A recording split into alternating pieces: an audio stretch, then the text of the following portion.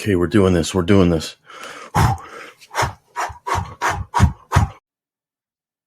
Ladies and gentlemen, it's your boy Shogun, and we're here. Episode number 1. I know that doesn't sound like much, but it sounds pretty cool to me. A quote that I wanted to share with you is, "It is true that a journey of 1,000 miles begins with a single step. However, only those that are committed to pay the price are taking the first step of a 1,000-mile journey." Who said that? Honestly, the fuck if I know. I found it on Pinterest and I thought I'd share it with you. Listen, what I'm trying to say is that if a moron like me could actually sit down and commit to a podcast, go out, buy all the equipment, come back home, figure out the software, and then call up a bunch of experts and talk them into coming in and telling you their story so that you could listen and learn something, well, you can finally go after what you've been trying to get after. This is something I've been always wanting to do for a while now, and I'm happy that you're here to partake in it. Thank you so much for tuning in. I honestly appreciate it. But if you do me a favor, if you're watching this on YouTube or listening to this on your favorite podcast platform, subscribe, hit the bell notification. Yeah, that's it. And when you're done watching or listening, please get a hold of me and tell me what you think. And don't hold back. Seriously, let me have it. Do your worst. I can take it. And you know what? I'm a grown-ass man. I sometimes get off on criticism. Don't kink shame me. Dirty, dirty criticism. That's enough. Okay, our first official guest is a good friend of mine. He operates his ship from the inside of his home. And boy, does he run a tight ship. He has turned his hobby and the passion of keeping and breeding his ball pythons into a successful business that has helped him take care of his family and sustain his lifestyle. He accredits this to the way he manages the process. Everything from production and care, all the way to the presentation of his animals when it comes to dealing with the public and potential sales. He has always been a joy to be around, is full of useful knowledge and information, and he has never been scared to share it with whoever, whenever. That's why I love him. So without further ado, please welcome my dear friend, Salt of the Earth, Bubba from the Acorn Collection. This is the moment you've all been waiting for. Shogun Radio. We'll do it live. We'll do it live. Do it live. We'll do it live. We'll do it live. Do it live.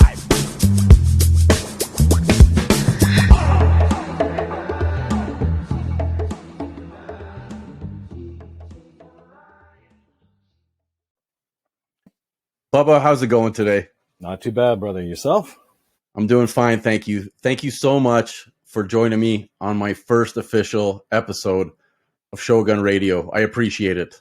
Hey, man, I'm honored that I got to be the first one, bro. Thank you very much. Oh, Look, I'm sporting out the shirt, bro. It's beautiful. It's beautiful. Looks good on you, man. Thank you so much. Thanks, man. You know, when I wanted to start this and then thinking about all the people I wanted to bring on, you popped up in my mind as the first official guest. I'm super comfortable talking to you. Cool. You were always Thanks, a plethora man. of information. And yeah, you're a great dude all around, man. Salt of the earth. And I want everybody else to get to know you.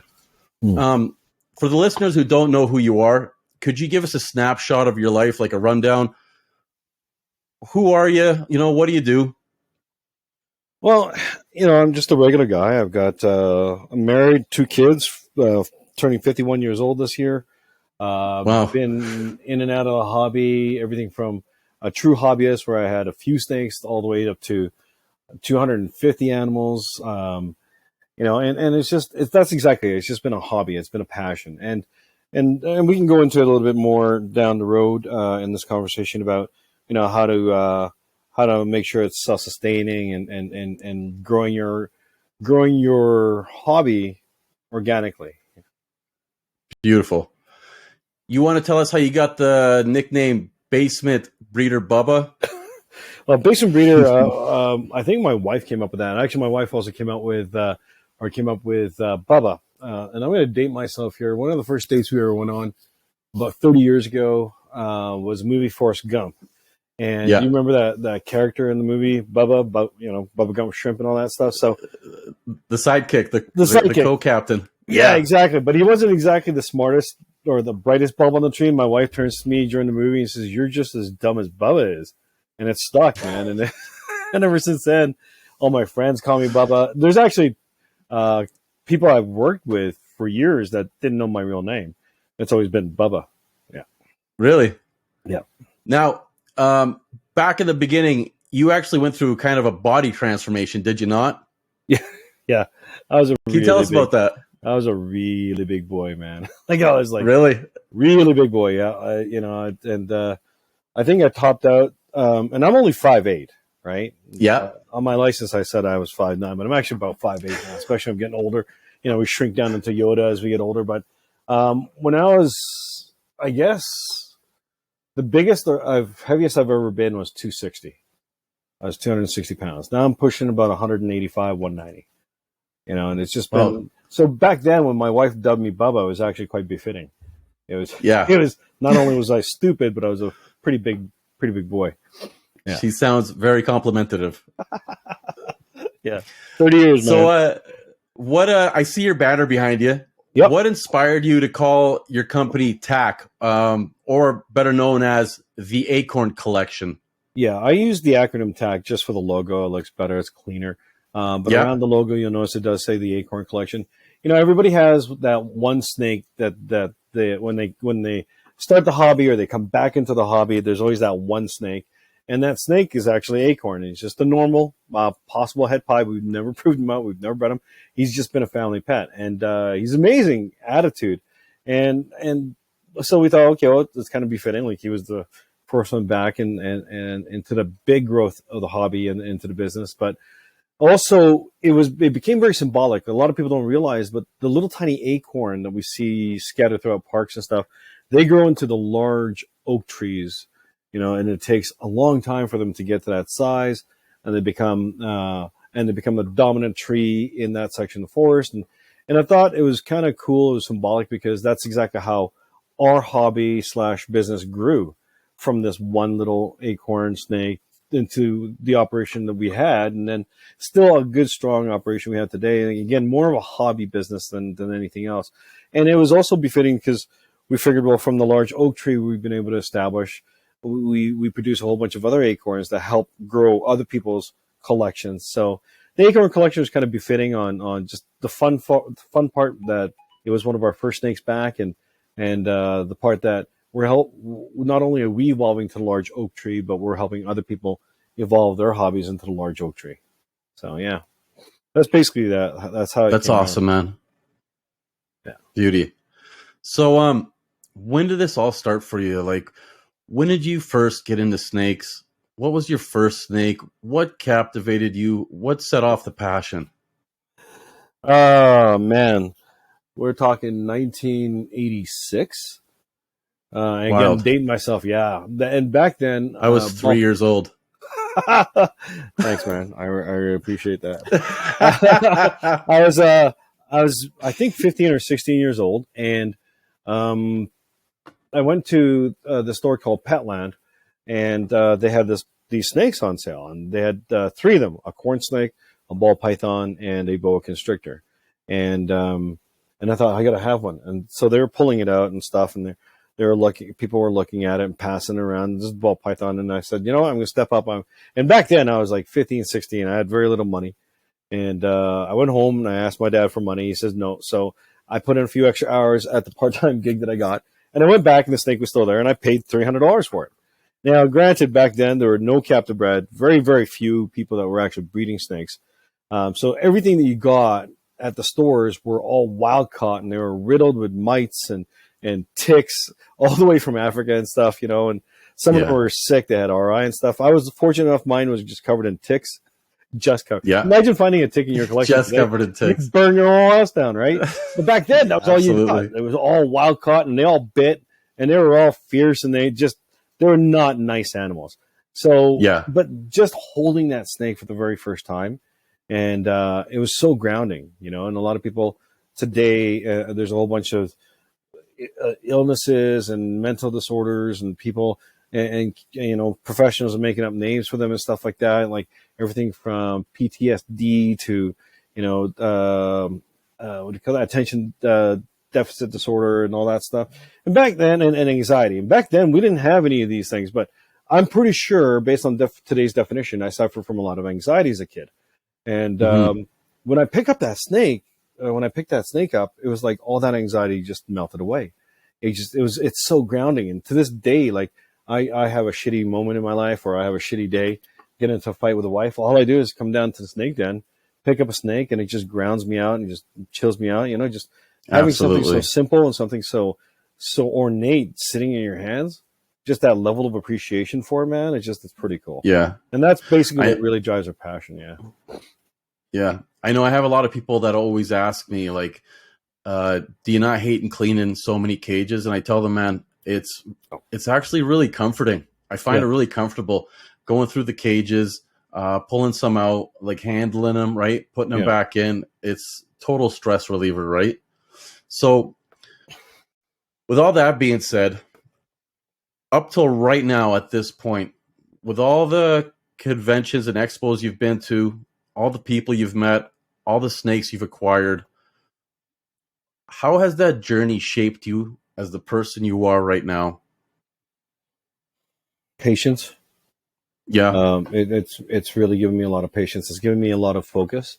You know, like early on, and don't get me wrong, early on in the hobby, as most people that started out in the hobby, you went and got everything, and you got involved with everything, and you just wanted a piece of everything. And that's part of the learning curve. Everybody goes, and I think everyone should go through it. You know what I mean? Like, I want a piece of this action, I want a piece of that action, I want this animal, I want these genetics. And I think it's one of those steps that you need to go through to help you come to a point where it's like, okay, you know what, I can't manage this. I need to focus and be a little bit more patient with what I really love. And that goes into one of our mottos, like, and we've become renowned for it. It's just one of our mottos is lock what you love. If you don't love it, why are you locking it?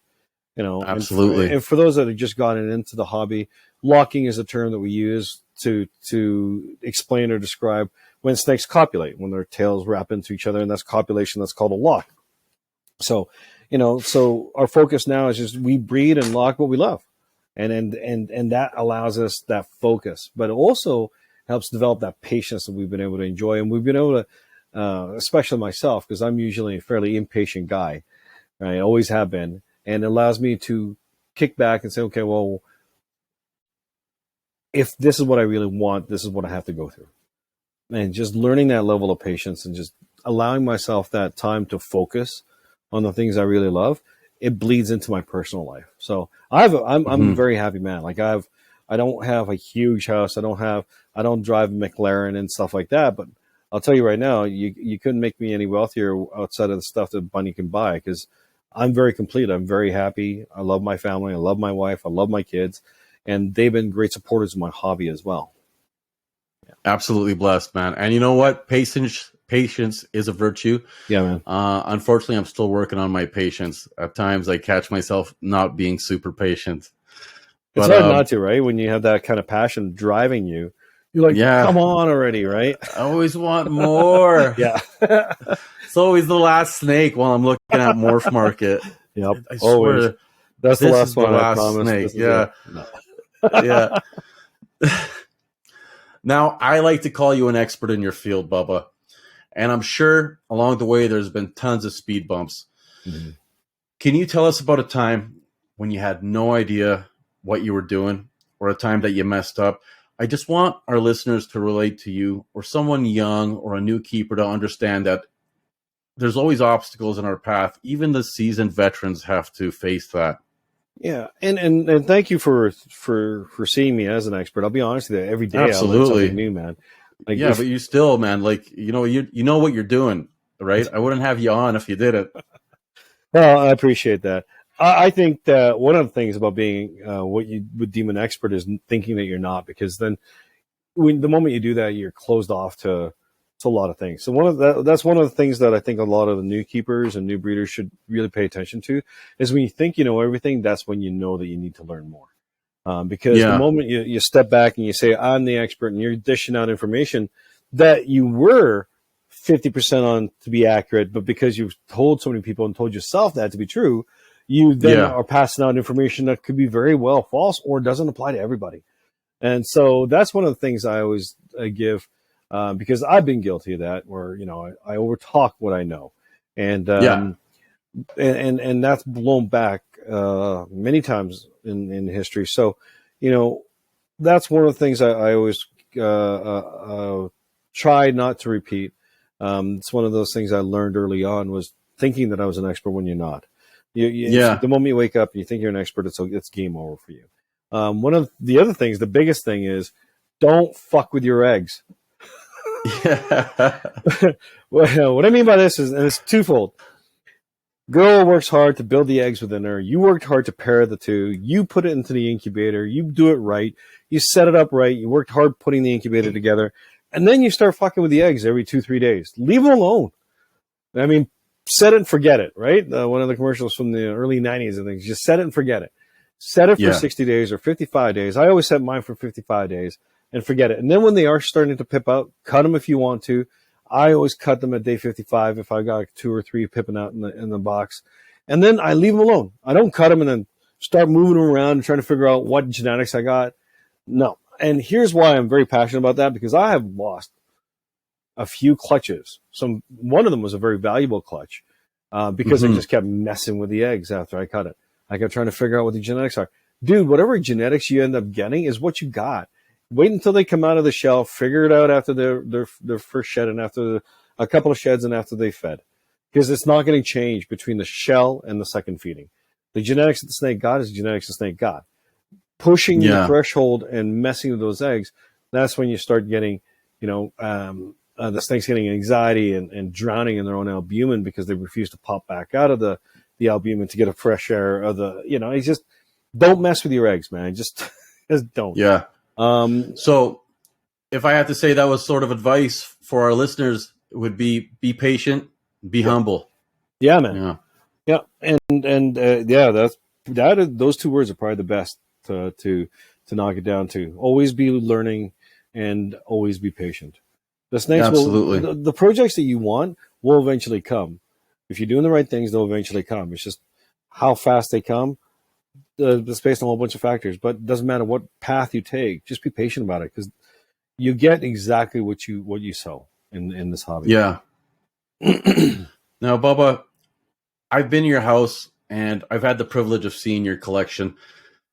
What I admire the most about you is you don't have a large facility, but you make the most out of your space, and you do that without sacrificing comfort. When it comes to the husbandry of your animals, basically, right? Can you give us some insight on the way your infrastructure is set up? Well, I lived in Vancouver for 15 years, and for those that know Vancouver or have been to Vancouver, this is Vancouver, BC, British Columbia, Canada. It's that the space is at a premium there. It's very expensive to live there. So one thing I learned either in storage or in this hobby is go vertical. So we don't have, you get a certain amount of footprint and you got to maximize that footprint. So I don't know if you guys can see to my left here, you see my baby racks go almost up to the ceiling, and behind me, I've got a step ladder right there folded up because, that's the only way to access the animals. But yeah, and I'm kind of glad that you said about the husbandry thing because, I still have, I have bare basement concrete floors here, but I took the time to build platforms to ensure that my racks are not sitting on the bare concrete because the concrete absorbs all of that heat. I put in insulation between the platform and the racks. I make sure each one of these racks has its own dedicated thermostat. And that's the only way that if you keep those pressure points, heat, dry or humid, just the perfect environment, depending on the species you're breeding. It doesn't matter how you stack them. There's just everything will always, and I think, again, if you do the right thing the first time, you don't have to worry about it. We learned to deal with a small space by going vertical. But yeah, I'm kind of glad you brought the husbandry into point, because a lot of people sacrifice husbandry to make shit work, and that ain't cool. I mean, That's rough when you see it. right? And you know what I'm talking Yeah. about. You've gone to people's places and you've seen them how they keep their animals. Sometimes you're like, bro, oh, I can't make it work. My wife won't let me let them in the house. They're in the garage and they're freezing to death, et cetera, et cetera, et cetera. You took the responsibility of making sure that these animals have a good life. You got to step up and ensure that responsibility is taken care of, man. I hear that, man. I hear that. Now, one thing I've noticed in your collection, Bubba, when you're pulling out your bins, I've looked into your water dishes. Yeah. And all your water dishes, they have Canadian copper pennies in them. Yep. Can you tell us why you put Canadian copper pennies in your snake's water dishes? Not just Canadian, but American. So, and I'll get to the reason why, but a little bit of history. 1984 American pennies and 1986 Canadian pennies and older. Okay, so whenever they start minting pennies all the way up to those dates, respectively, had a very high copper content, 95 to 99% high copper content. And copper is a natural antimicrobial. So I throw those pennies in there to ensure that bacteria levels stay low. Pardon me, and I don't get any scum or sludge buildup. You know, the slime on the edge of the bowl. I mean, I still wash out the bowls, but I don't have to do it as often. But more importantly, I know that my animals are drinking fresh, clean water all the time. Yeah. Yeah. So, you know, if you can't find those pennies, like here in Canada, pennies were done away with, a decade ago, I think it was. So they're harder to find unless you go to a coin collector. But you can use copper from Home Depot. Home Depot copper is 97, 98% copper wire. I mean, you can get that at Home Depot. It's fairly inexpensive. I stick with the pennies because I'm old school. That, and when I do wash out the dishes, man, all that copper wire would always fall in through the sink drain. And like, I feel bad for the people that bought our last house, because I'm sure the laundry room sink was like, they had to take that pipe apart to get the copper out, because I'm pretty sure there's a good 2-3 pounds of copper in that pipe. Yeah. Yes, you can curl the copper wire up into the size of a penny, but again, I find because it's so thin that it just falls through. I just stick with the old school with the pennies, man. Easy to clean. You know, a little bit of vinegar. You soak them in vinegar for a day. It cleans them out, and they're ready for use again for another month or two. Yeah. I'm sure those old homeowners, man, when they found that much copper in the pipe, they weren't complaining. I'm sure they made a bit of money. That's Shit true. is expensive. Yeah, no doubt. One thing I've always heard you advise me is that if you want to be successful in a home-based reptile business or a small-scale hobby breeder, was to be self-sustaining by revenue pairing versus your personal projects. Could you touch on that for us and let us know what that means? Well, everybody wants everything. We kind of touched base on this. I wanted every single genetic or gene code available when I first started out, or even to this day, I go through Instagram, I'm like, oh my God, I can really use that, or that looks so amazing.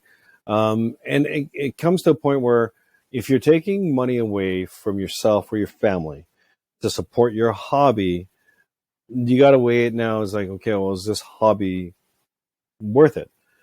So, you know, you have to build an infrastructure, and you have to make sure that your hobby is self-sustaining. If anything, try to make your hobby so that you're actually making revenue that you can give back or put back into your family, so they have the comforts of life that they deserve and they want, right?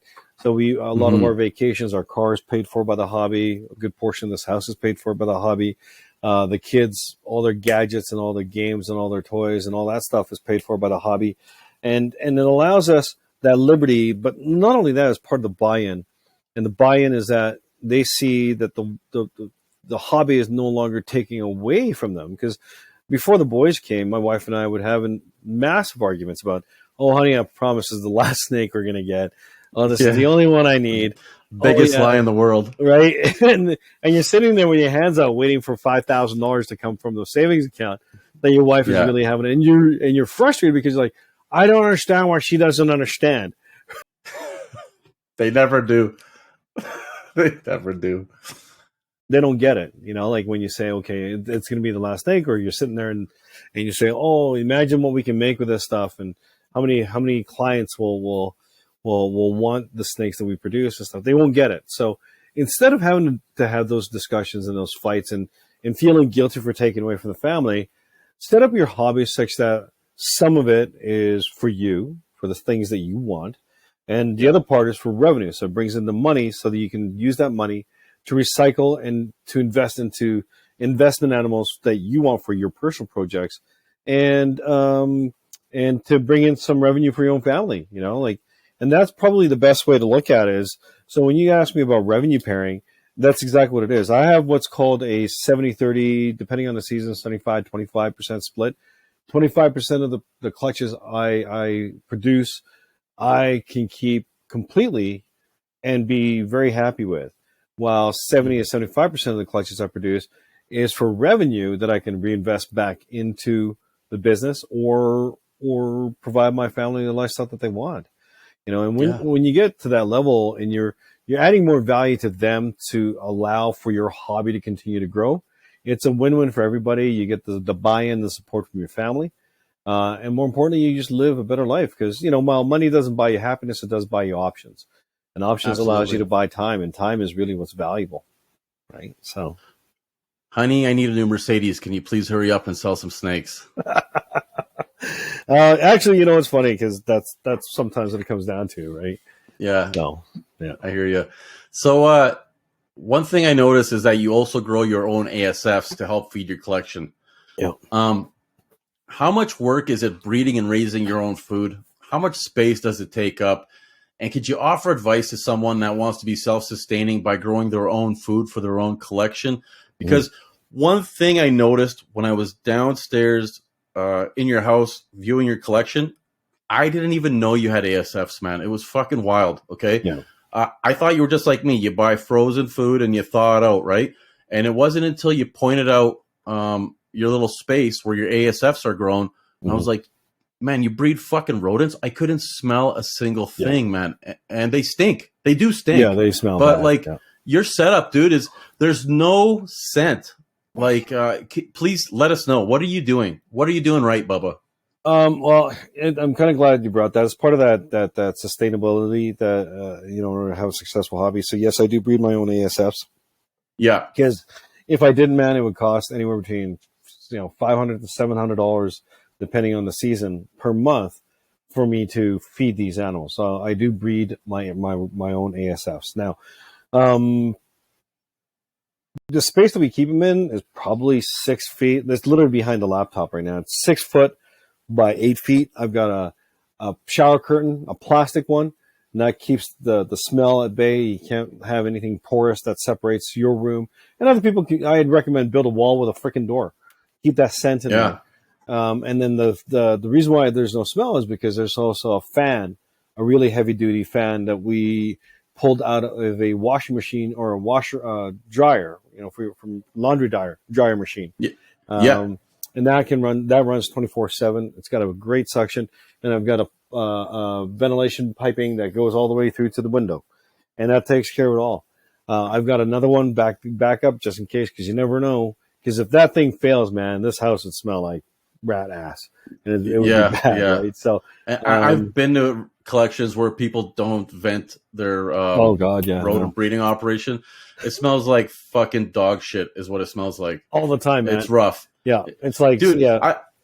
I went to go buy some feeder rabbits one day from a lady, and she took me into her garage where she breeds her rabbits. And I was standing there, man, and my eyes were on fire because of the ammonia. Yeah. And I'm literally about to pass out and die. And she's talking to me like she's talking about the weather, and I'm like, what the fuck, man? Like, I'm like, give me what I need and let me get out of here. Like, this is ridiculous.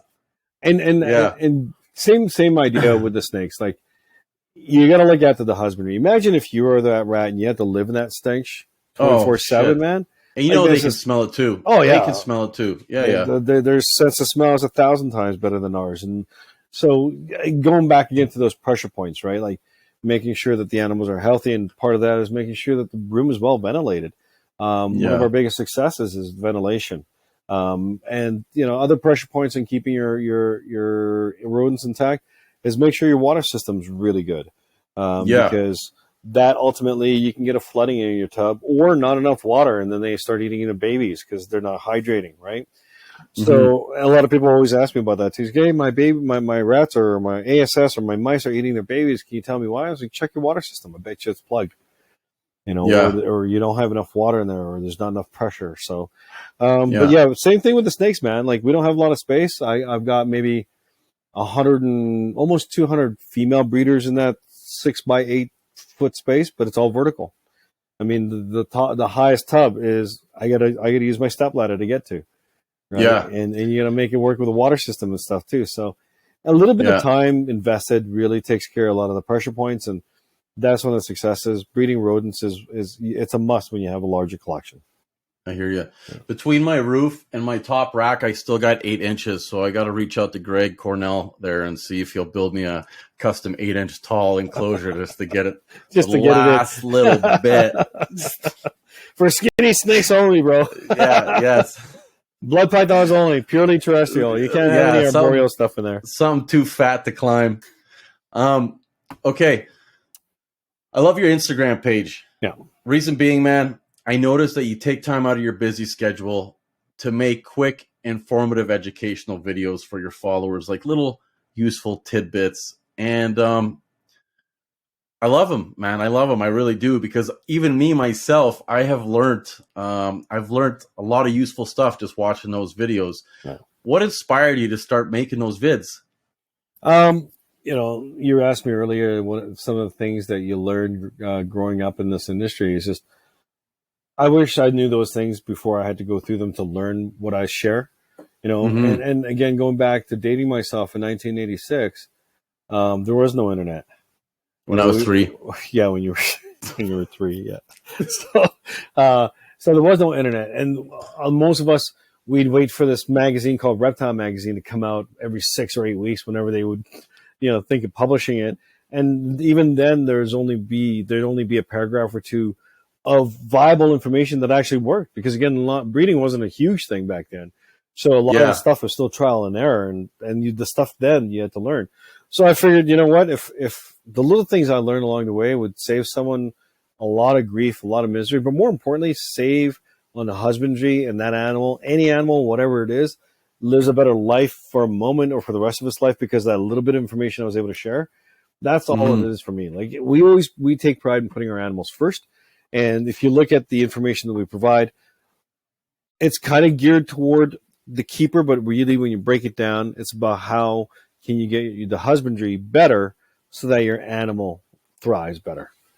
Right. I love hearing that, man. Yeah, and that's really that's really the only reason why we supply it, because you hear people, oh my God, my humidity levels suck.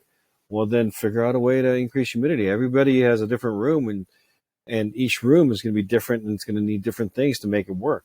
While other places and other rooms, the humidity is too high, so you got to figure out a way to. It's really trial and error. But if I can provide any tip whatsoever to help that make it easier for anyone, then ultimately the animal wins at the end, and that's the goal. Now, back in 2020, Bubba, you produced some real heat, something quite unique that I don't know. I honestly have never seen it before, and from hearing stuff through the grapevine, not many people have seen something produced like this. Mm-hmm. It was a white albino ball python, and it had white chalky patches all over it. So it was like white on top of white. You know what I mean?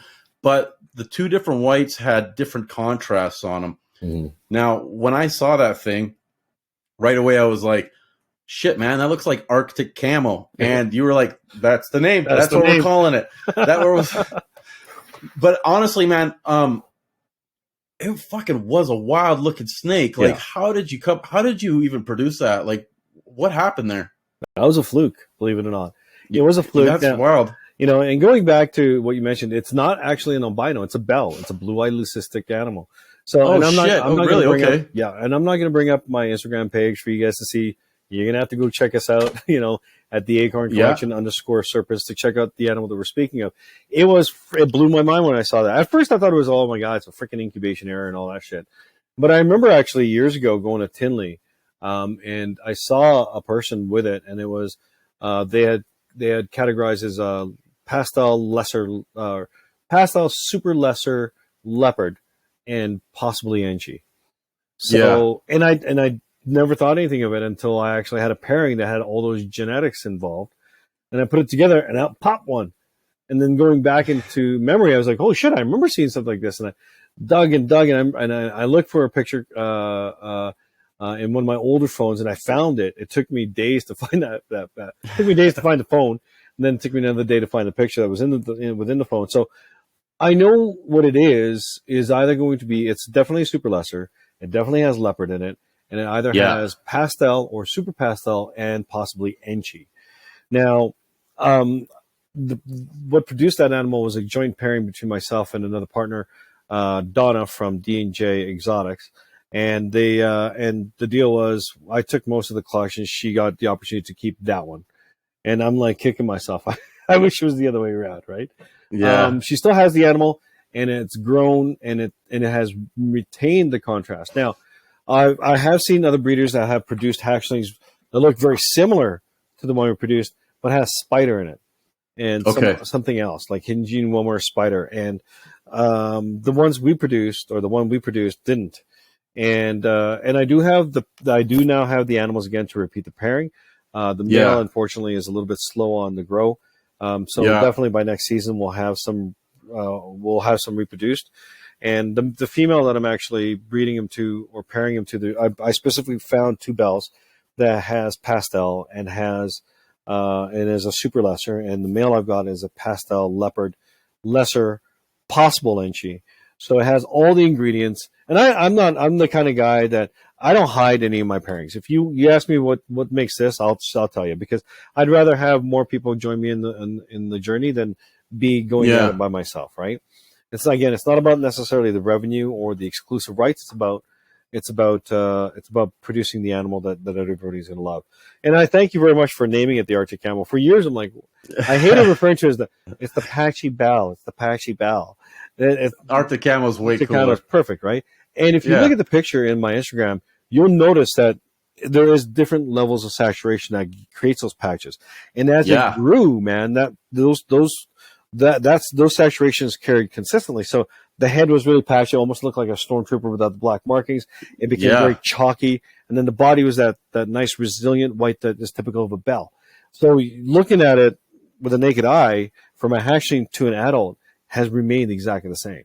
If anything, actually, I think it looks better as an adult now, because that contrast, especially the saturation on the deeper whites, became very chalky. Like when you rub it, you're expecting to rub chalk off onto your finger. Urates. You're going to get some urates on your finger. That's exactly it. But no, man, it's the snake. So next season, for sure, we've got so many people lined up. Bubba, I want one. I said, man, we'll produce. I promise you'll be able to get one. And and check your collection. If you got these ingredients, man, go to town and get one made. Who knows? Maybe I'll buy it off of you. Right? Yeah. So, Donna, if you're listening to this, give us that snake back. Whatever you want, money. Honey. Whatever you want, man. We got paper. Everybody shits on the spider genetic, and I get it because it wobbles harder than a homemade IKEA table. But sometimes, you got to give it up to the spider gene because it does complement a lot of other genetics, right? Like it does pretty up stuff and whatever. I get why people don't like it. And, man, every time I see somebody dabble with it and put it into something, I just sit back and I look at it like, yeah, that's a cool looking fucking snake. Well, even think about it as a standalone gene, the spider by far kicks ass, right? Yeah. For a codom or an incomplete dominant gene, spider kicks ass. You put it as simple as a pastel, which is a bumblebee. You know, it's a sick looking snake. You make an exanthic spider, man, that is a cool snake, and it's true. People knock on it because it does. And I'll be honest with you, I have a 15, 17-year-old spider girl. 100% het clown. I paid a lot of money for years ago, and I don't breed her anymore. She's a pet. Her name is TikTok. Just like the pendulum on a grandfather clock. Because here's why: you hold her by the tail, and she's doing this shit, right? Like she's got, she's one of the snakes that kind of gave Spider the bad name, because of her head wobble and her massive corkscrew. Like I could put the rat on her face for her to hit it, and even then, I put her on her right cheek, she darts for the left, right? So. there's obviously a neurological disorder there. But what a lot of people forget or don't even know is people think that spider came from all of our, mad scientist pairings over the years. Spider was found in the wild, man. It's a natural occurring phenomenon. And people are like, oh, it's all you breeders. You're making all this messed up shit, and you're making these corkscrewing babies and stuff. Man, no, dude, Mother Nature made that shit. We're just trying to help it along by trying to put genetics into it so that the wobble comes out. And it's not just spider. A lot of people angst on spider because of the wobble, but Hidden Gene Woma's got it. Champagne's got it. There's a couple more other genes out there that's got it. Why not? Why are you knocking on spider so much? Spider is by far one of the most impressive genes. You can put that thing into anything, man, and it's great. It's just it's like the red what do they call that? The red hot spice or the hot sauce. Hot sauce, the red hot the sauce. Franks. You can put that shit into anything, man. Right. Yeah, spider's a great gene. I freaking love spider. Now, if anybody's working with spider, do you recommend?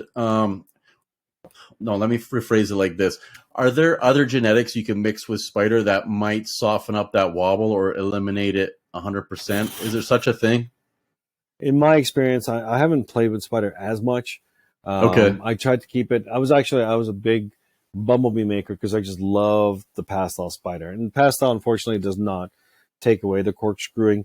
I've heard that a lot of the bell complex genes does, like lesser bamboo.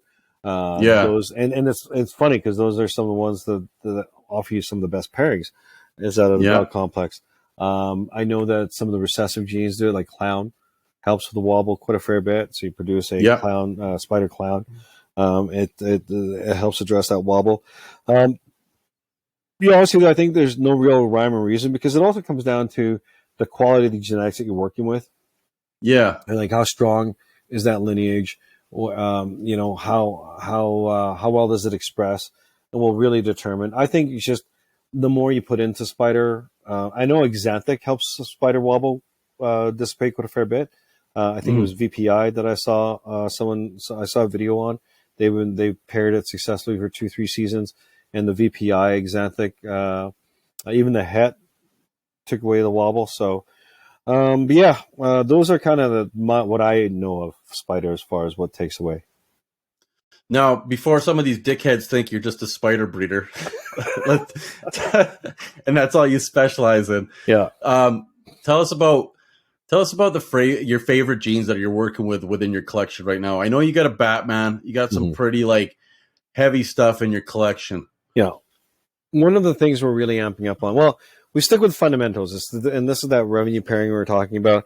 We produce bells, a lot of them, and we produce different kinds of bells now. We're at a position where we're producing red-eye Lucies, and if you go on Morph Market and you're like, what the hell's a red-eye Lucy? It's an albino bell, and there's different ways you can make it. And there's everything from the Cherry Bomb, which is a super Mojave albino, to the super lesser red-eye Lucy, to a Mojave lesser red-eye Lucy.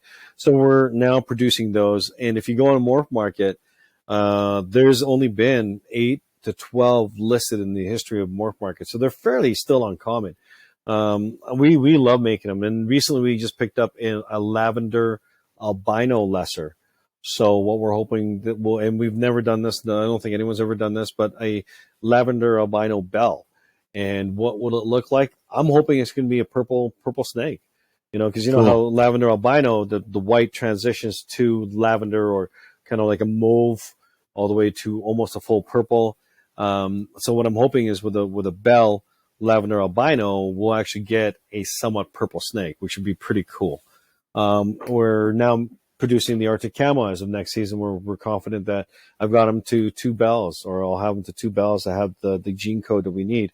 And so we're going into the Arctic Camos, and we also produce all the other bell complex. We're big on bell complexes. It's one of my favorite complexes.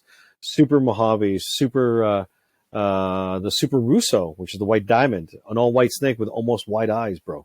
That's crazy, right? That's cool. You've got it's like the snow boa. Yeah, exactly. Just like the snow boa. All you see is the little hatchet slit in the eye.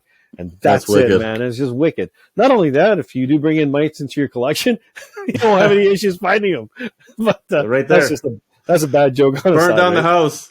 Yeah, putting down the house. Oh no, I only found one on that white snake. But super phantoms are wicked contrast animals. You've got purple passions, mystic potions. Like with 12 or 14 gene codes alone, you can make yourself a portfolio of animals that people just go, what the fuck?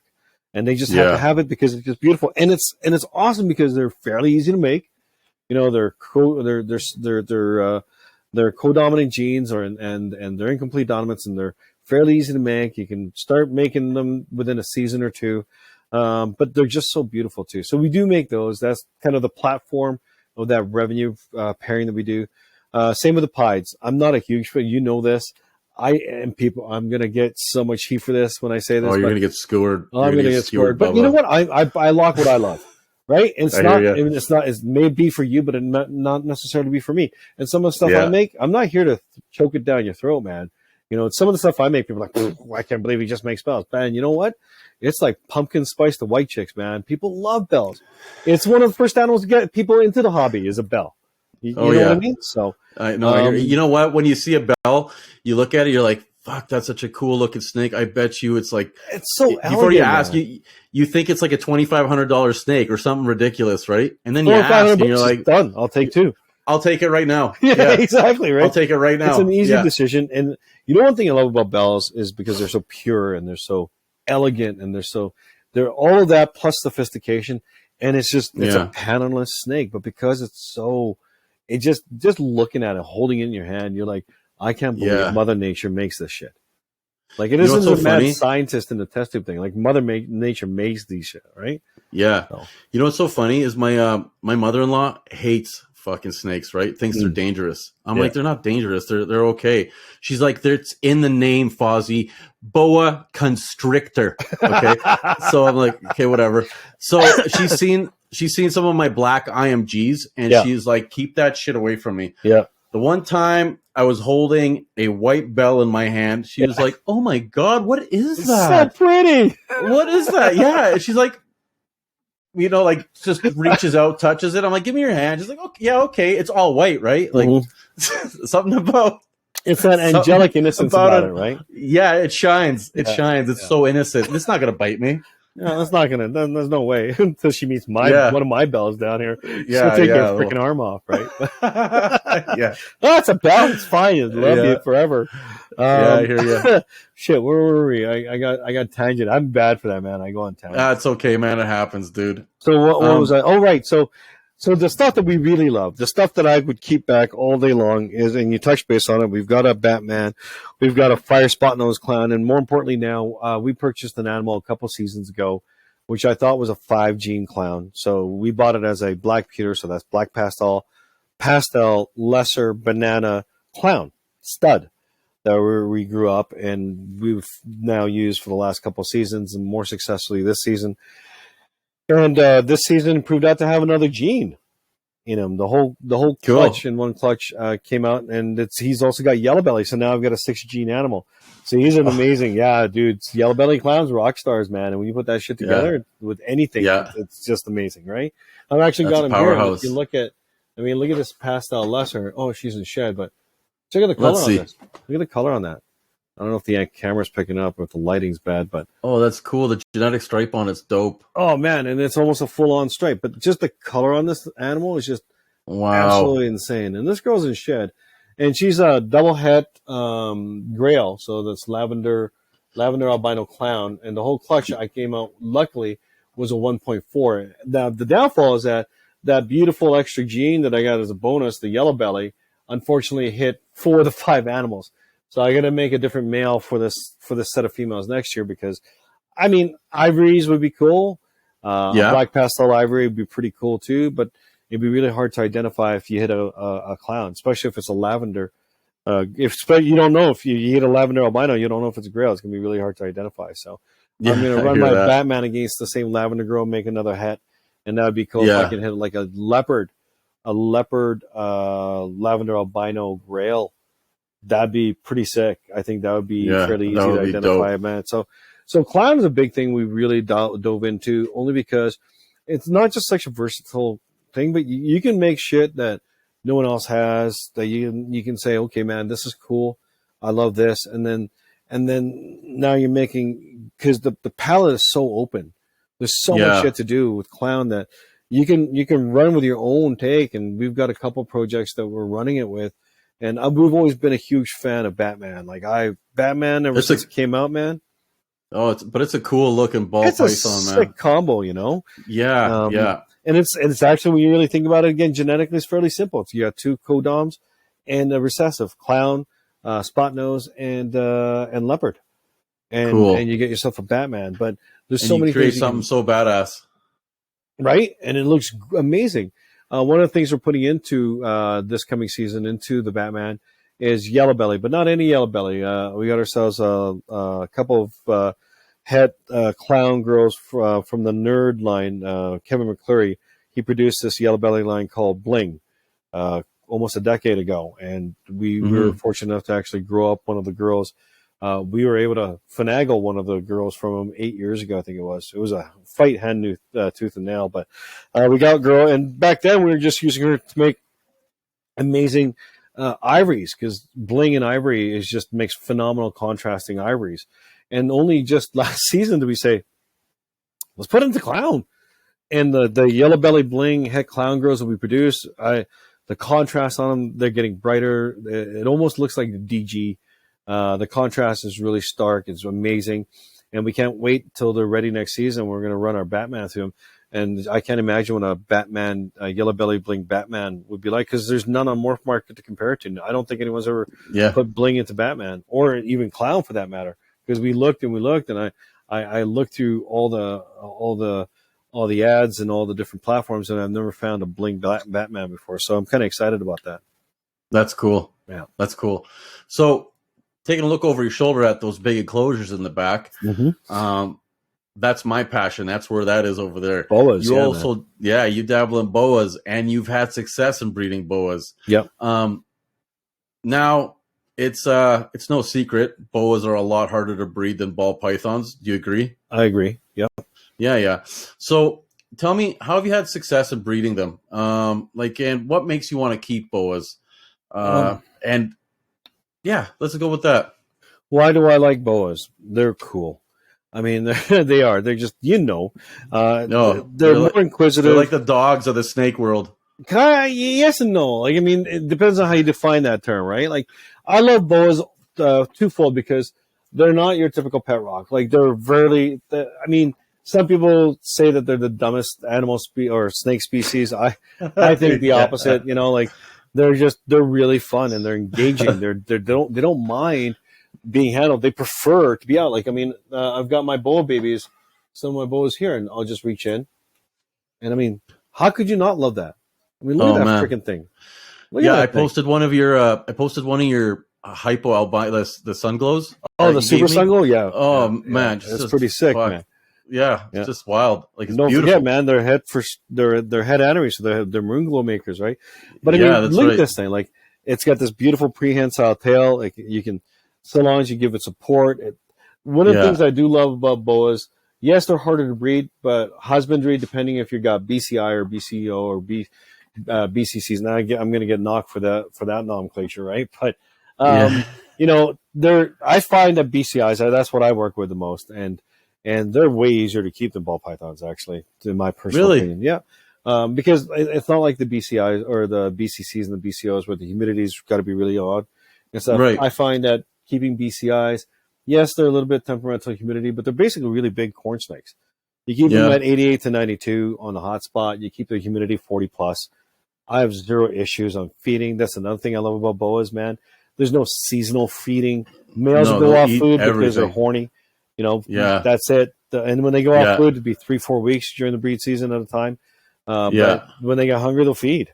And it's not like I had to take my Dreamsicle ball python off of the roster because the boy stopped eating 3 months ago. Yeah. And then he just keeps wanting the girls. I gave him a bath. I stuck him in a different room in the house just to get him away from the pheromones. And he still won't eat, So as boas, I'm hungry now. I'm going to eat. And they beast feed because they know what they got to get done, right? But success for boas. It's not like ball pythons. You can take one male and run it through 10, 12 females, depending if you know when the ovulations are in the girls, or if you've got yourself an ultrasound machine. Boas, man, sometimes you got to stick 2 males in the bin with 1 girl to Yeah, get them that's to right. pair, right? To just make sure Yeah. you get some viability. I made the mistake of this season that I ran 1 male to 2 females because my 2 female boas that are breeders, they ran opposite cycles. So one would be on for 6 months, the other one would be off for 6 months, and then they'd always had their litters 6 months apart. So that allowed me to flex my male successfully across both of them without having to risk his health, jeopardize his health, right? But this season, for some reason, the girl that normally goes in the winter also started to ovulate in the spring, the same time as my other girl that ovulates and lays in the spring or has her babies in the spring. So I had to interchange my male back and forth. And what resulted was I got maybe 30% of the eggs fertilized, which means I lost 70% of the babies that I could have had. Rough. Right? And that's rough. So, yeah, breeding is a little bit more temperamental with boas. You got to have the right enclosure. They won't pair in a tub. Well, you could if the tub is big enough, etc. But, you know, good luck finding a huge tub though. Yeah, so, but more Well, they got those cool racks and stuff, right? Yeah, they got the ARS, but it's a little bit different. Yeah, it's a bit different, but yeah. So it's just you got to have a dedicated male to every female every season. That's the only thing, right? But absolutely. the results are phenomenal, man. I freaking love boas. I do. If I had more space, bro, I'd be like you. I'd be just breeding boas all day long. You know, bro, my whole basement's been overtaken, man. Like, and it's starting to seep upstairs, and my wife has put a fucking stop on it. Like everything up this staircase, no. Yeah. Now you're building shelves up the stairwell. I know. I'm like, yeah. No, I hear you, man. You know, I like to keep a 2-to-1 ratio. I always like to have 2 males to every 1 female boa. Reason being is like exactly like you said, always got that backup boy. And if he's not doing it, sometimes like you said, I'll put both of them in there and it will kind of instigate them to get moving. Yeah. You want to know something funny, man? I picked up a you've seen my giant Suriname female, right? That big. Of course I have, man. Okay, the killer, right? Yeah, she's beautiful. So listen to this, man. So I got her off of a buddy of mine, right? And I'm like, he told me she's a female. This thing is huge, man. Like I'm talking massive. I've seen it pushing 9. Yeah. So I got her home. I've had her for a long time now. She's all settled in. She refuses to eat anything else but hamsters. Whatever, it is what it is. So I just feed her hamsters. It's such a weird fucking taste. You know what I mean? You're from South America. Why are you eating Arabic food? Yeah. So anyway, so yesterday I was like, okay, this is about the time right now when you want to pair BCCs. So I was like, I'm just going to throw a male in there and see what happens. So I put a little male in there, like one that's ready to breed. And she was on top of him and she was pushing him down, like had her face on his face. And I was like, okay, I've never seen that before, right? Yeah. And he's just cruising around and she's like on top of him, giving him a ride. And I pull him out and I'm like, fuck, man. I think I have one of the largest male Surreys. Like, I'm too freaked out. Like, well, whatever. Obviously I can pull her out. Like that's my responsibility for having her. But I'm going to need backup and somebody with a probe kit to come over and double check this thing. But if it is a male, man, it is one of the largest male boas I have ever seen. Bro. Like this round, just long. They were wrestling and angry. Oh yeah. Wasn't wrestling, but he was like, man, he was like riding his back and he was like eyeballing him the whole time. If it is a here, so I was like, okay, well that's a surprise, and I'm not going to pull you out and check your spurs because I don't have my face shield on. But okay, like, well, don't worry, man. I'll come over with a parka and some really long ass chopsticks because I don't think we can find a probe kit for that thing. I know whatever it is, it's pretty big. And if I never breed it, it's a pretty wild looking boa, right? And that's I don't a mind sexy having machine, it. Man. It's it's nice pretty cool. Thing. I like her. Yeah. I like her, man. So that being said, you also keep blood pythons. You got some pretty large blood pythons. Have you had any success breeding those? This is our first season actually getting into bloods, and it's a new addiction. And I say that conservatively because it's been an addiction. It's like trying to find another hit of heroin. and I got to stop because they take up so much space. The nice thing is that they keep like ball pythons. They prefer tubs. They like it nice and tight, humidity a little bit higher, and not as hot. So again, part of that husbandry thing, just keep your animals where they like to be, and they'll do well. But believe it or not, I got 2 blood girls, 1 T positive visual and 1 T negative visual. I've got a T positive male as well, and they're about a season away. They're still juvies, but they're about a season and a half away from pairing. And then I've got that beautiful goldeneye from you, the T positive, head T positive goldeneye boy. He's freaking amazing. He's actually right here beside me. Where's he at? He's super chill. So chill, man. I'm like literally reaching blind into his tub right now. Gotcha. And this guy is just a freaking rock star, man. Yeah, man. Look at that. Just a beautiful animal. Like, he's gotten a lot bigger too, right? But yeah, like he's a good 2, maybe 3 seasons away from pairing. But it's like that backup male. So eventually he'll be my primary if we decide to move forward with the GoldenEye project, and I'll put my visual T positive male on the back burner as the backup. But they're so cool. Bloods are amazing. And a lot of people don't realize there's actually 3 specific species now. As of 5 years ago, they broke them out to 3 specific. So you've got the blood python, which is the Brongersmai, Python Brongersmai. Then you got the Borneo shorttail, and then the Borneo or the Sumatran shorttail, also known aka the misnomer of black blood, right? Okay. So, but specifically, you've got the Python Brongersmai, which is blood. You've got the Borneo shorttails, which is Python Breitensteini.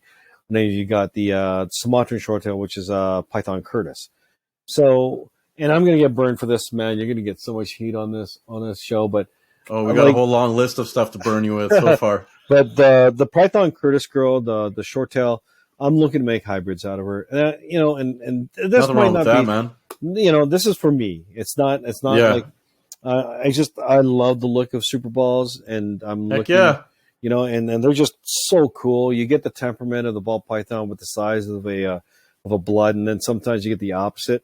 But it's so cool. Now, granted, naturally in the wild they'll never meet because one's from Africa, the other one's from the South Pacific Islands. But ultimately, at the end of the day, it's what I want to do with my animals. So I'm the Curtis girl. We're going to be looking to make some hybrids. The bloods, we are going to stick with their true lineage and stick with the T positive and T negative. I am having a hard time. So anyone out there that knows anyone that has a visual T neg boy, I don't care what the genetics are. It could be a normal. Let me know. They're hard to find, man. They're really T negative overall in blood pythons, hard to find. I've been blessed to have a really big blood python T neg girl that's growing up, probably ready next season.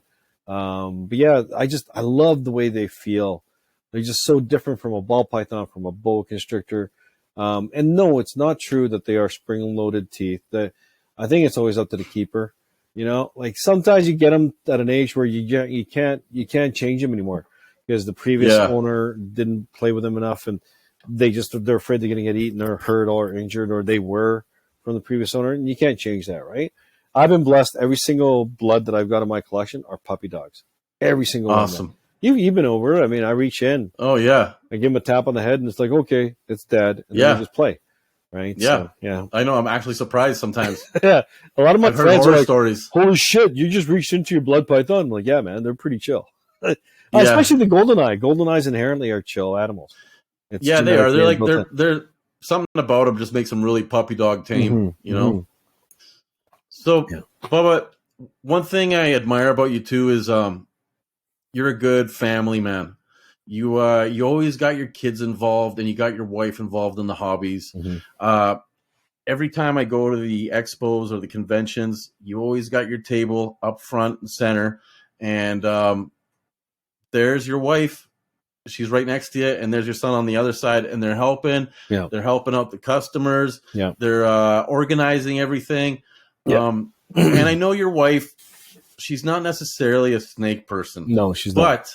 But she's there, and she's got a big, giant smile on her face, and she's getting her hands dirty. From a father and a husband to another, how do you incorporate your family into your business and make it such a positive experience for them? I mostly because I'm just a blessed man. Like my family's been supportive But I think it also comes down to that buy-in I talked about earlier, where, Yeah. if you can show that your hobby or your addiction, let's face it, it's a freaking addiction. Yeah, it Right? is an addiction. So instead of like most addictions where it takes away from the family, if you can show that your addiction promotes your family and support what they love. Like my son, he's a big rock and roll fan. He's an amazing guitarista. He's big into heavy metal. Metallica is one of his favorite bands. Same with me, and he can play all the riffs off the top of his head, man. And he plays Yeah. well. Like he's great. And some of the expensive guitars he's got in his collection is because of our snake hobby. My wife she drives around in a new car because of the snake hobby, right? Like and again, that's just being that self-sustaining hobby business. So at first, the buy-in doesn't even need so that they can get the stuff they want. It's just so it doesn't take away from them, Yeah, absolutely. right? Like, I mean, it's a shitty conversation. My wife and I have had this conversation before years ago, before the boys, and I've got teenage boys, but early on, where it's like, hey, honey, you know what? Do you mind if we skip Mexico this year and just stay and staycation home? Because I really need to buy this one new stud. Yeah. And bro, that's a shitty conversation to have, but it's one that you really justify yourself to even ask. Now it's I like, don't have hey, the balls for that conversation. I had the balls because I really wanted the animals because the addiction was stronger than my love for my wife at the time, which is bad to say, but I'm being completely open and undefended here. Whereas Mhm. now it's like, hey, baby, you know what? You want to take an extra vacation this year, and where do you want to go? You want to go? Like we're actually talking. We're hoping to maybe do a last minute job out in August in Australia or maybe New Zealand. I haven't been back to New Zealand in eons, and it'd be kind of cool to go back and visit some, maybe hook up with some old family I haven't talked to in 30, 40 years, right? So, That'd be cool. so yeah, so like, and it's a wonderful thing. And because I help support them in what they love using my hobby, when it comes down to the hobby time, man, they're in it like Flint. Like they're supporting because they see the value.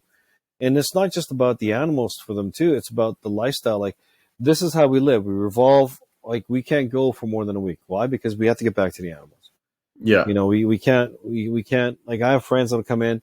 We'll look after the rodent operation every couple of days while we're away. But ultimately, I want like, and you keep snakes. Like it's hard to even be away sometimes for a day because you want to make sure everything's good. Check on the Everything's incubator. copacetic. Exactly Yeah. right. So, but because we're in a position now where my hobby supports their hobbies, it's a real easy buy-in. But again, you don't have to buy the things they want with your hobby. Just make sure it doesn't take away from what they want, Right. and that's basically the Now, buy-in. Yeah. yeah. So, like I was saying, man, I see you up front and center at every expo that I've attended. Yeah. And I'm sure there's a lot more you've been to that I haven't been to, but from what I see when I am there, and you too, is there's always a giant crowd of people in front of your table. You're always helpful. Man, I even see you sometimes letting kids hold the snakes. Yeah. And I know that's not profitable, but you still do it. Yeah. Now, what kind of advice can you give to somebody that wants to vend for their first time or maybe up their game when it comes to vending? Show up and put on a bigger presence. What's worked for you and what can you share? Well, this I'm going to again completely open and offended here. All that stuff that a lot of people say I do, I don't even know that I'm doing it. It's not done on purpose. Like I don't sit there and spend, I don't know, 20, 30, 40 minutes with a person that I know is not going to buy because I'm stupid. I'm doing it because when I go to these events because of my passion. If I can educate one person out of 300, 400 people that I get to speak to over the course of the weekend, then I've done my job in helping promote our hobby. And it doesn't necessarily mean that they're into ball pythons or boas or bloods or any snakes.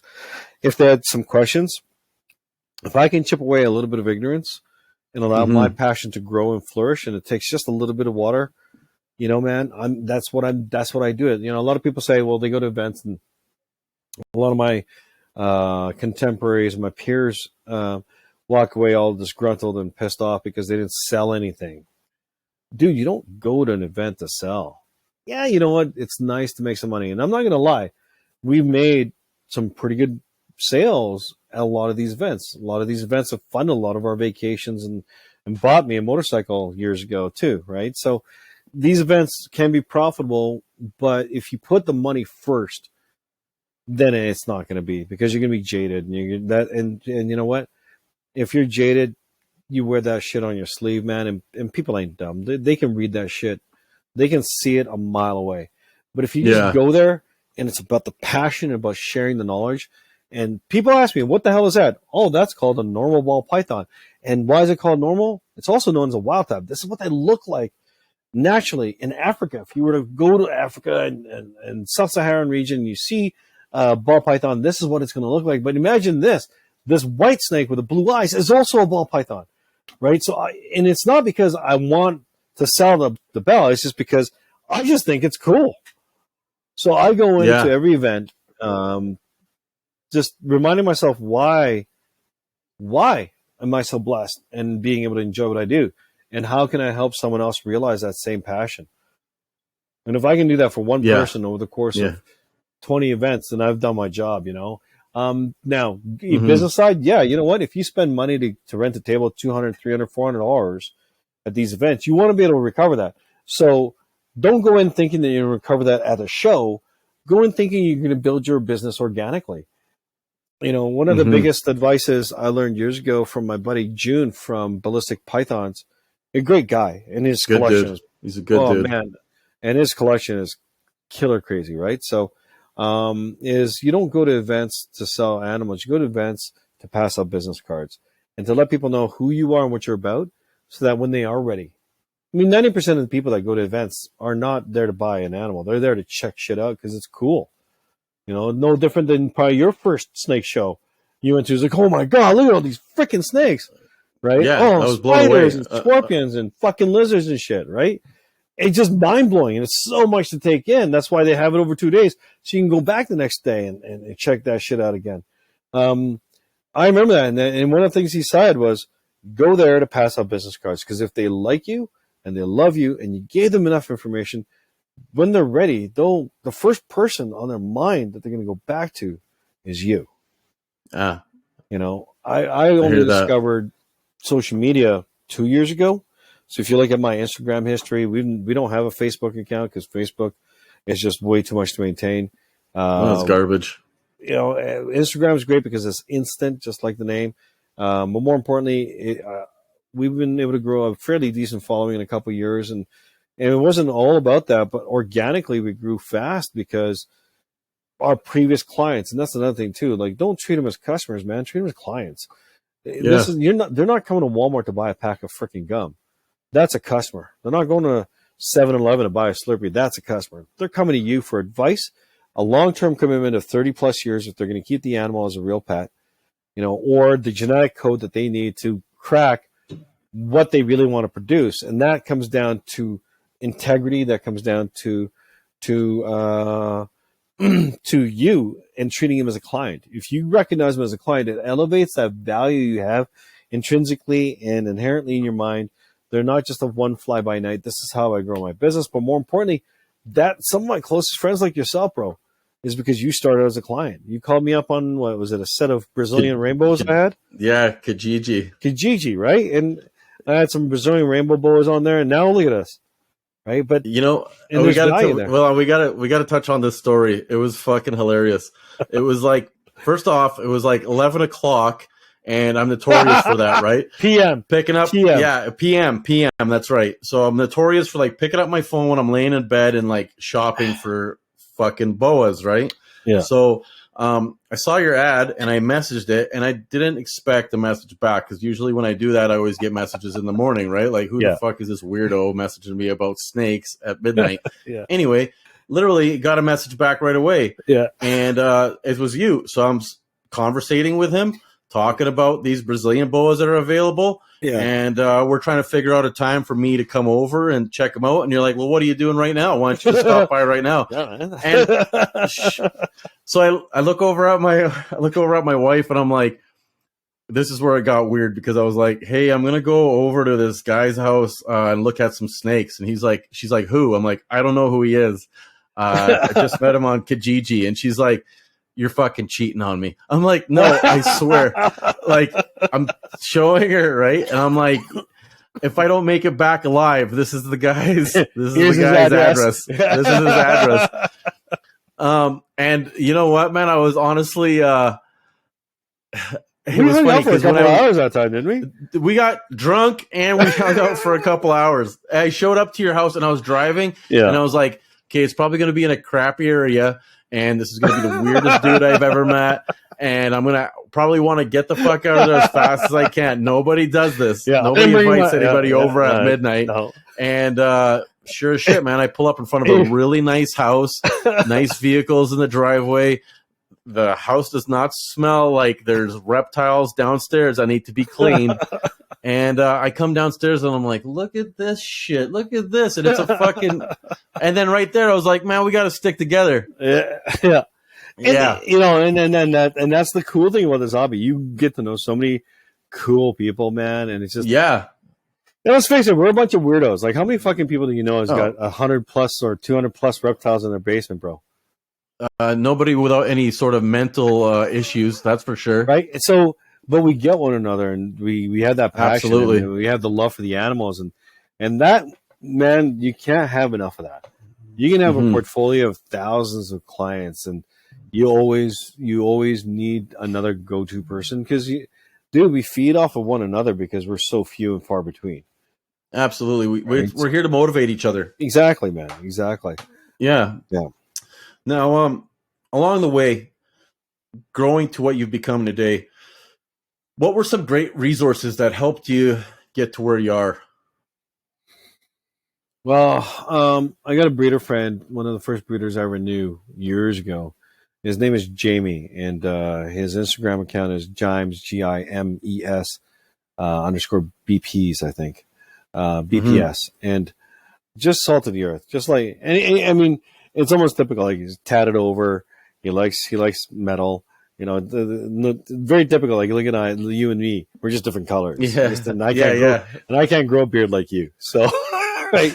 And Jamie's kind of the same way, right? So, but it's a phenotype. Yeah, yeah, exactly.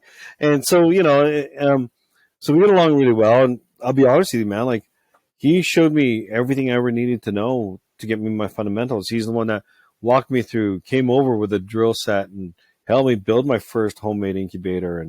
And I granted, you know, he also sold me a lot of his snakes too, but that's part what he, but you know, one thing he always asked me, and I learned this, and I go through this with every client. I sit there and I'd ask him, what do you want to make? I mean, you and I had that conversation when we first reached out to me. Remember Absolutely. That? Yeah. I was clueless as shit. I was like, well, what the fuck do you want to make, man? I like snakes. I want to get into some ball pythons. What can you help me with? Yeah. I said, and if I don't have it. And just like every typical dude, I want to make those white ones. Yeah. Pumpkin spice, we should start calling them, right? That's right. Yeah. Pumpkin spice, Starbucks pumpkin spice, man. But yeah. And so he asked me the same thing. You know, well, what do you want to make? I want to make these things. And it's funny you fucking said it because I just realized that's exactly what I said. Those white ones, man, with them blue eyes. And he says, well, you need this, you need this. I'll take those two. Oh, you know, you can take your male and breed it to a few more girls. Well, I'll take those three. Right. And that's how the collection really started. And then I've discovered bananas and pies and shit. Like, oh my God. And it just keeps going. So, Jamie would probably be, as far as a resource that helped me grow into the breeder I am today, foundationally would have to be him. Foundationally. I mean, I've stolen and borrowed and grabbed a lot of advice from people, even like yourself and other breeders, but no one's really impacted my hobby as much as Jamie has. So I give him 90% of my kudos, man, on who I am today as a breeder and the stuff that I've learned today because of him. And you guys should follow him, man. Gimes, Jimes _ BPS. I don't think there's an underscore. I turned my phone off, so I can't double check. But if you type in GIMES, it'll come up with BPS or _ BPS. That's him. His name is Jamie. Go check him out, man. I follow him. He's got 2,500 followers, and he's low key under radar, bro. Like, He doesn't post shit. He's that guy that likes shit. But then you go to his place and check out his collection. He's got the sleeper collection. Psycho, man. Psycho. Yeah. I mean, he puts my collection to shame, bro, and he's so quiet about it. Like that, but that is, again, it's him. It's his hobby. That's what he loves. He's also an amazing musician, but you don't see any postings about that shit. He's just that guy, you know? Yeah. Yeah. Well, he's a better man than me because I'm a bragging son of a bitch. That's for sure. I'm there too, man. It's like, look what I just fucking made. Boom! Here's 10, 50 pictures of it. Yeah. Now, would you say he's the most influential to you in this hobby, or is there other guys that you look up to? I think it's a collection of different styles of other breeders. Yeah. Right? I have some friends that are very aggressive breeders, and they just push. I have other friends that are sleepers like Jamie. And I think it's more of a collective influence now than it is anything else. I'm also been put in a position where a lot of those friends come to see me for advice, or so. And it's funny because you forget how much you know until you go, oh yeah, I'll try this. I was like, oh, that should work, right? Recently, a friend of mine, fellow breeder, called me up. She had her first egg-bound girl, and the girl had an egg 2/3 of that, and that's high, man. Like you're gonna lose your snake. Like you either take it to the vet and it becomes pet only after they take the egg out, or it perishes on you because you can't get it out, right? So there's no massaging that out, eh? There's no massaging that shit out. So I gave her some advice on how to help her ease it out, and sure enough, 24 hours later, out came the egg, and it wasn't viable anymore. She's still incubated, but within 24 hours, it started to start to break down and shit, but. Yeah, so you forget all the things, and a lot of that stuff is you learn from other people, and a lot of stuff you get through history. But I think the majority of my knowledge that I'm attaining today is really collectively. I used to watch a shitload of YouTube videos and stuff, and they're very helpful. You got to be careful what the source is, right? I mean, people post shit on YouTube these days. It's like, did you just say that shit? That shit's wrong, man. You're gonna fuck up a lot of people's snakes, right? Yeah. Yeah. I know what you're talking about, bro. I literally have a GED in fucking YouTube, man. Like, I taught myself how to throw a frisbee properly through YouTube, and like YouTube shows me everything. I love YouTube. It's just whoever made it. Shout out to you. You're right, Mr. YouTube. Yeah, man, dude. Yeah, but again, like especially in the industry where you're keeping animals, you got to be careful who.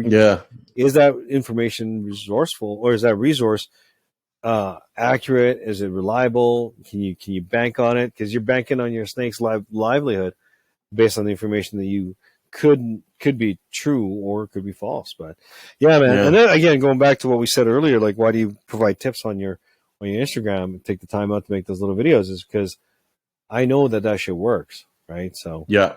And it helps people out. What is one myth, Bubba, in our industry that you want to debunk? Because let's face it, there's 1,000 myths about the reptile industry, and more specifically, like the snake keeping industry, right? Mm-hmm. Which one bugs you the most, or which one do you want to debunk? Oh, man, I'm gonna get burned. Okay, here's a list. There's a laundry list of stuff to burn. The one that comes out foremost in my head is that the snake business is dead. Like the snake hobby is dying. No one's going to buy snakes. No one's going to spend thousands of dollars on an animal, et cetera, et cetera, et cetera. And this is what I want to debunk. Not everyone is going to pay $5,000 for an animal. Not everyone's going to pay you $70 for a freaking normal. Not everyone's going to do that. But you know what? Some still do. We had this rage in the hobby the last almost 3 years because of COVID, when everyone shut down and everyone's looking and scrambling for things to keep them busy because I had nothing else to do at home. And so they take up a hobby of breeding ball pythons or breeding any kind of reptile, or they, oh my God, I'm not making enough money. How do I make money? Oh, I heard the snake keeping business is great. So, and slowly those are getting weeded out. So then we had this huge spike. We had this huge spike of business the last 3 years, and we've celebrated it and so on and so forth. We bought a revenue property from that money over the last 3 years because of it, right? Wow. But I'll be honest with you, it has slowed down, but it's not dead. And it has slowed down because those that didn't make it or couldn't make it or they went into it for the wrong freaking reasons are now walking away from it. So now we're going to be left with, I figure another season, what we're going to be left with is truists, like to the trade, real hobbyists. And now it's not about the volume of the animals. Like we used to be sitting on 250 females and then another 40, 50 males on top of that. When I mentioned earlier, we had 250 snakes. That's where we're at. We're producing literally almost 1,000 animals a year. And now we produce 150 to 200 babies. We've got, last I counted, was 48 breeding females. And it's a nice collection I can maintain well. But, and I've got a good spread of that stuff. And those are the things I like breeding. And here's my philosophy on that. The ball python market or any kind of reptile market is not dead.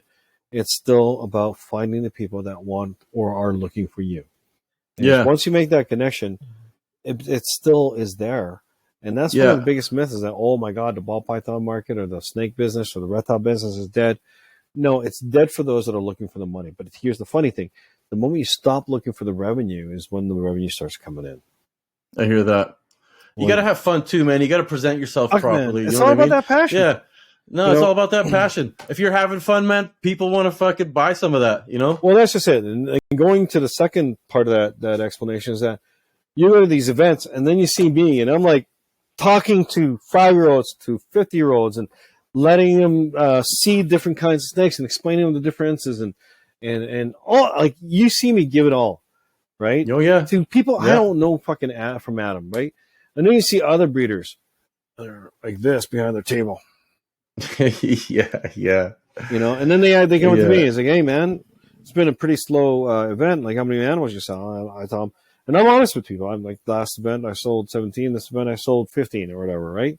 I'm like, wow, I sold none. And I sold none.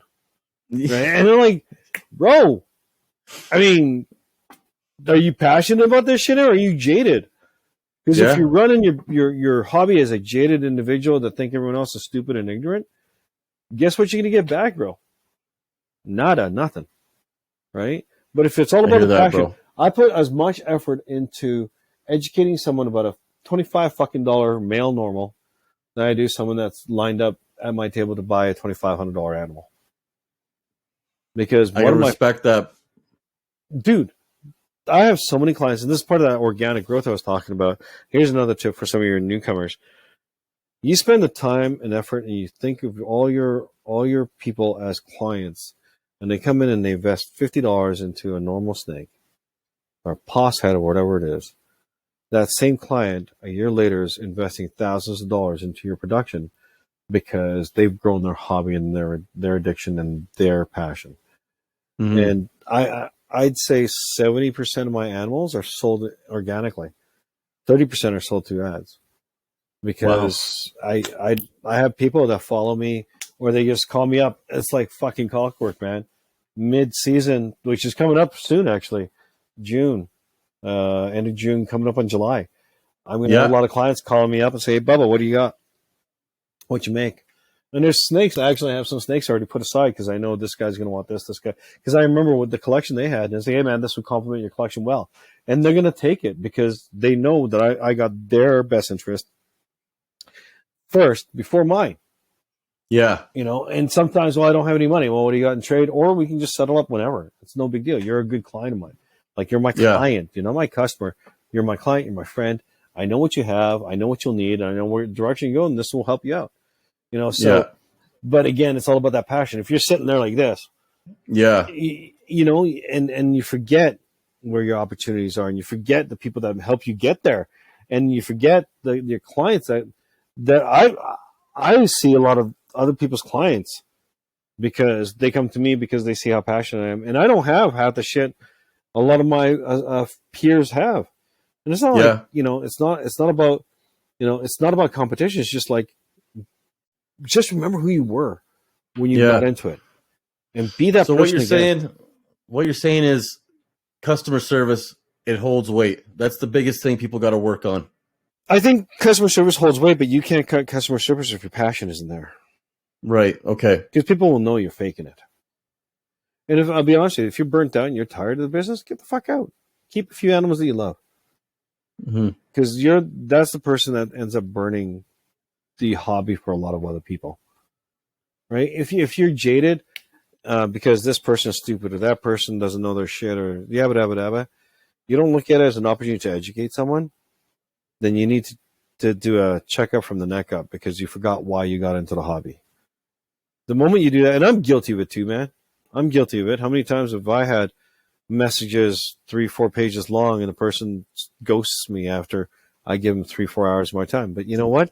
The next person that messaged me out, I'm still going to give the same amount of time. Because when we talk to snakes, man, when we're talking animals, that's the passion. And if you need to take a seat back and recover and roll forward with the new passion, then you got to do that. And I've done that a few times where I was like, okay, you know what? Let's step back from selling animals. Let's just refocus back on what our projects are. And then when you find your groove and you love it and you're fucking passionate about it and you go forward with it, people, it's infectious, man. So when you're standing there like this and people see you, you think they're going to take on your attitude or they're going to stay smiling? No. Right? They're going to look at you and it's like, oh, fuck, okay, it's just another snake. Nobody wants to deal with a dickhead, especially if you don't know them, right? Not even a dickhead. If you're just unapproachable because you're standing there like this. Or the best one, I've seen this. I tried, true story, bro. True story. I went to the Toronto conference 3 years ago before COVID. I had 10 G's in my pocket, cash. Standing, and I'm not going to name any names, but standing in front of a well-known breeder with 2 or 3 specific animals I got in mind, and I had 10 grand cash to blow. And this guy was so busy on his fucking Instagram account. He physically said to me, I say, hey man, can I see that? Can you pull that animal out for me? It was a $6,000 animal, and I had a couple more that I had targeting. He's like, hey man, give me a second. I just got to finish up the feed, and I'll be right with you. Yeah. Bro, I paid $1,200 round trip plus hotel, including hotel, to go to that event with $10,000 cash. So I can buy a few specific animals so I can have them shipped to my house by the time I get back. And you know, I put my projects back one season because of it, but it was an issue of principle and integrity. Right? I'm like, you're just in it for the money. And that's okay. Some people are, and that's okay. But bro, the passion was gone. And I'm like, I walked away. I didn't buy shit at that show. I didn't buy one fucking animal. And I could have bought a whole bunch, but it wasn't going to be. And you know what I ended up doing, man? 6 months later, I got one from Canova, or formerly JKR. And I got another one shipped in from, I can't even remember anymore, Florida. Oh, shit. Anyway, so I spent the money elsewhere with people that are passionate about the industry and still love the business. And they took the time out to give me the time because they recognized my passion. Right? Beauty. It's infectious. Absolutely. So, where you are today, what is your vision for the Acorn Collection? Where do you see yourself in the future? I'm retiring in 9 years, specifically, exactly 9 years. I have exactly 6 projects that I'm going to be maintaining.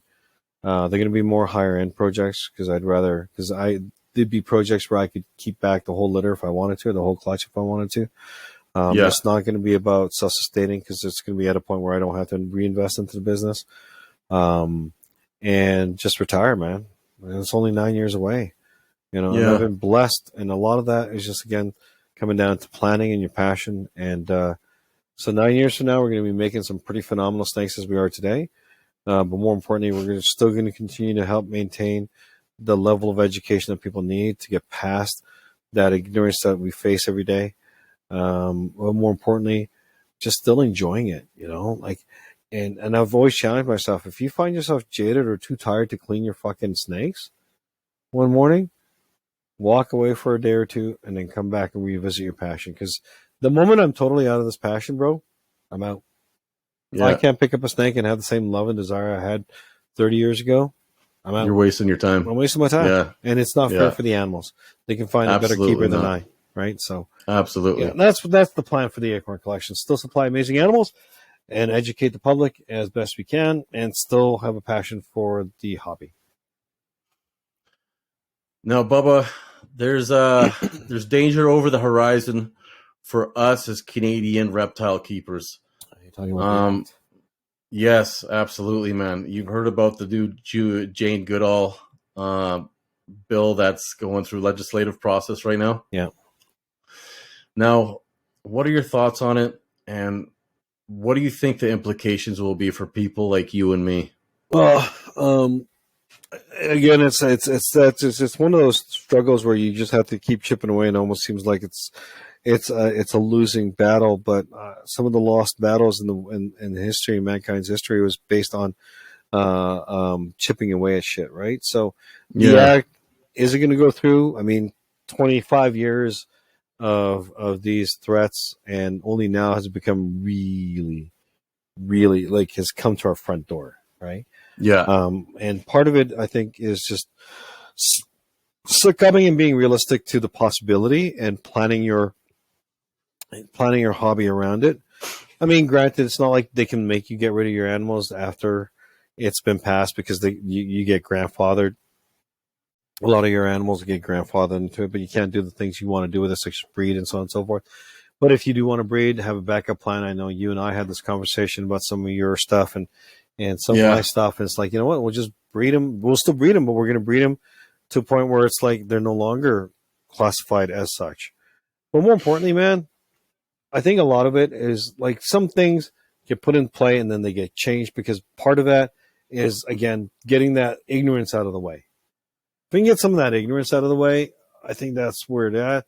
If the act passes and you don't have a game plan on what you want to do, then that's something you seriously need to revisit with. Yeah. Like, and some game plans can be simple, some can be ornate. Ultimately, I think historically, from experience anyway, always have a game plan or a backup plan or a contingency plan where what if, right?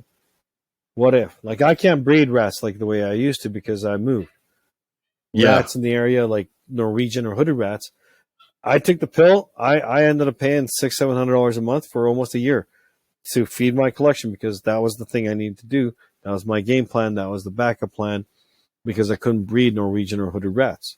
Now I breed ASS and hopefully mice in the next little while. But that's again, having game plans in place, or at least a simple plan in place, so you know what you're going to do. You're going to be caught with your pants down and getting ash raped like a prison bitch, and blaming. That's the other thing too.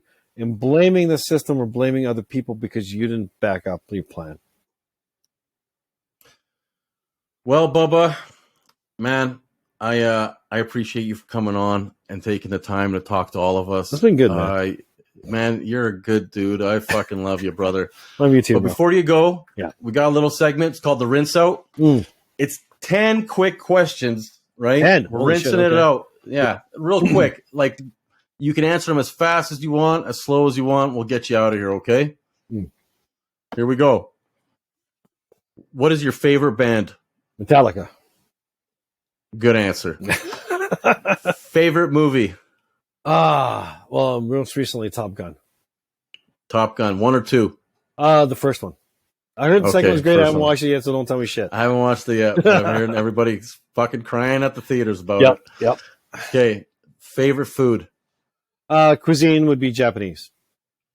Oh, I fucking love Japanese. Oh, right. I went there Father's Day, bro. That's all I ate yesterday, man. We went for an all-you-can-eat sushi buffet, man. Fucking 10 pounds of sashimi, all the robata, dude, it was insane. I was crying the whole time. It was so happy. I feel bad. I feel bad when I go to those all-you-can-eat sushii places. Oh, they lose money on us, bro. Those people are like looking at me like, what a piece of shit. He can't even move anymore.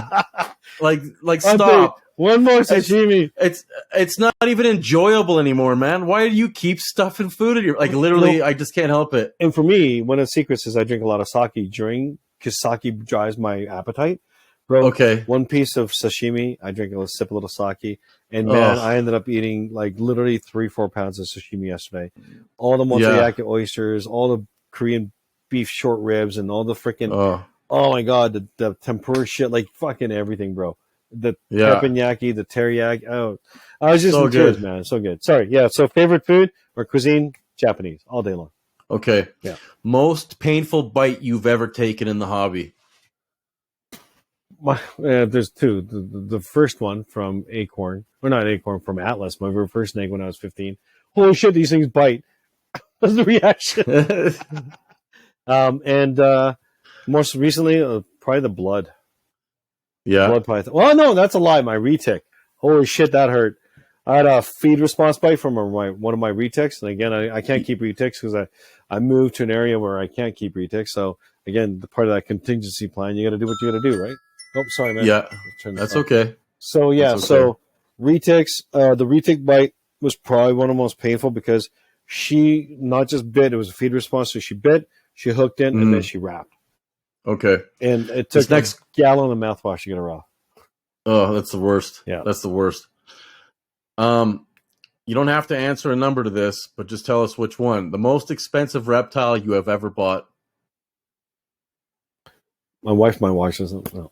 Okay. No. Plead the fifth. Yeah. Nope. Nope. Okay. Nope.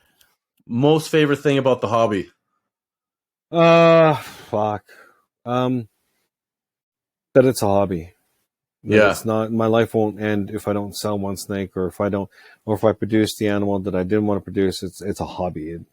It's about the love for the animal, and so yeah, that's my most favorite thing about the hobby is that I recognize that it is a hobby.